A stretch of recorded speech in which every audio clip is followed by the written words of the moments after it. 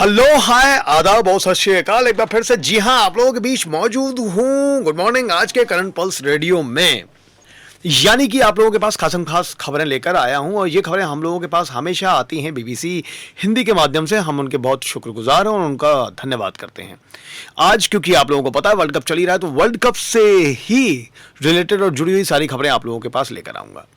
साल 2007 में जिसे भारतीय टीम को वेस्ट इंडीज में होने वाले वर्ल्ड कप के लिए चुना गया था, उसकी लाइनअप किसी ड्रीम 11 से कम नहीं थी।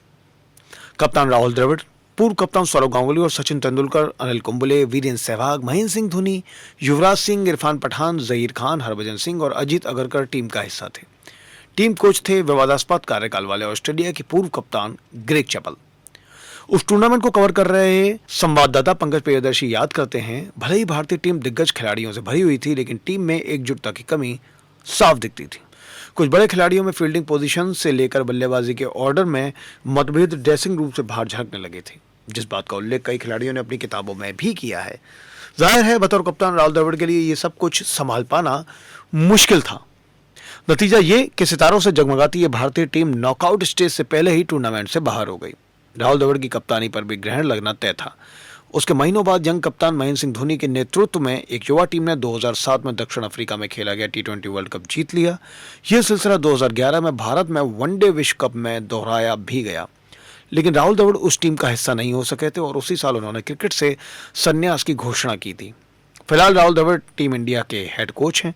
पिछले 2 साल से उन्होंने टीम की कप्तान संभाल रखी है।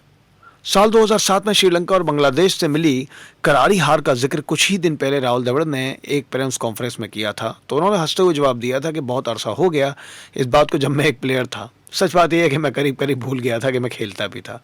उस बात को मैं पीछे छोड़ आया हूँ और अब मैं इस पूरे ग्रुप की मदद करता हूँ उनका फोकस बनाए रखने में। लेकिन राहुल द्रविड़ के ज़माने में क्रिकेट खेलने वाले श्रीलंका के धुरंधर बल्लेबाज सनत जयसूर्या को लगता है कि द्रविड़ ऐसे महान प्लेयर के लिए 2007 जैसा परिणाम किसी बुरे सपने जैसा ही होता है। उन्होंने कहा, हम उस बल्लेबाज की बात कर रहे हैं जो टेस्ट क्रिकेट में सबसे लंबे समय तक क्रीज पर टिके रहने और सबसे ज़्यादा गेंद खेलने का रिकॉर्ड बना चुका है। ऐसे प्लेयर इतिहास में कम होते हैं और बतौर कोच भी राहुल की एकाग्रता साफ दिखती है।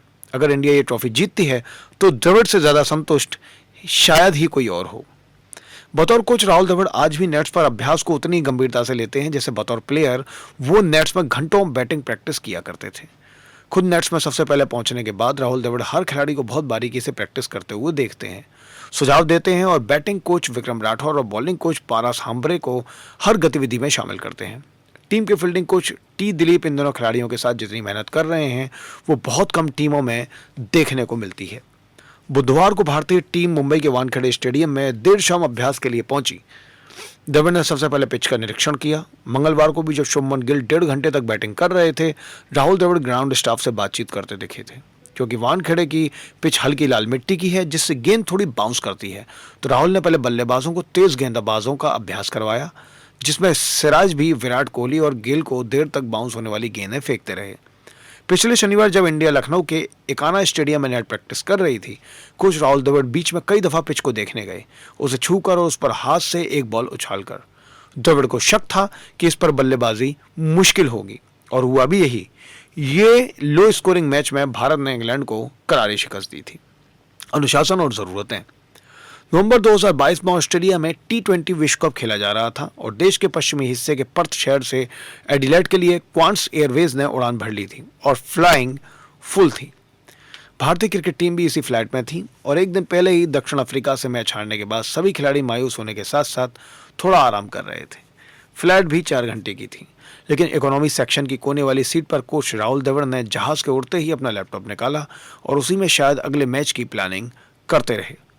कोच ने उस टूर्नामेंट में टीम के लिए एक नियम बनाया था। क्योंकि ऑस्ट्रेलिया की डोमेस्टिक उड़ानों में बिजनेस क्लास सीटें कम होती हैं, तो नियम यह था कि टीम के गेंदबाज को उन सीटों पर बैठने दिया जाए जिससे उन्हें आराम मिल सके। राहुल द्रविड़ के साथ क्रिकेट खेल चुके और अब उनकी कोचिंग को फॉलो करने वाले वेस्ट इंडीज के पूर्व कप्तान डैरेन सेमी ने इस वर्ल्ड कप के पहले ही बीबीसी हिंदी से कहा कि राहुल अब सेट हो चुके हैं। डैरेन सेमी ने कहा, द्रविड़ जैसे मेहनती प्लेयर्स मैंने कम देखे हैं। ठीक उसी तरह उन्होंने पहले जूनियर टीम के साथ कोचिंग की और सीखते सीखते सिखाते हुए अब ऐसी टीम के कोच हैं जिनमें आधे से ज़्यादा सुपरस्टार खिलाड़ी हैं। ये कम बड़ी चुनौती नहीं होती है। ज़ाहिर है इस महान खिलाड़ी को और अब भारतीय कोच को इनकी भी नज़र क्रिकेट की दुनिया की सबसे बड़ी मानी जाने वाली ट्रॉफी पर ही होगी। आप लोगों के पास दोबारा लेकर आऊँगा current pulse radio. Thank you so much.